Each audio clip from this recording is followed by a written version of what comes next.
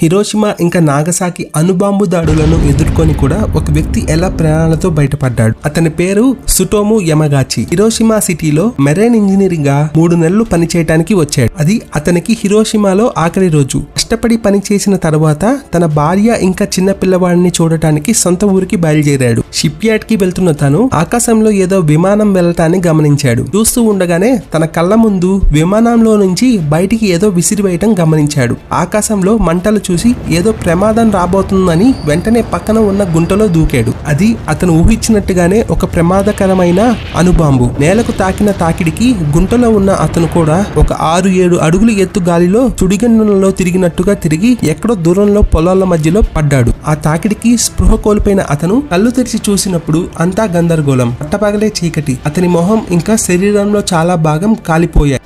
ఇంకా నాగసాకిలో ఏం జరిగిందో పార్ట్ 2లో తెలుసుకుందాం.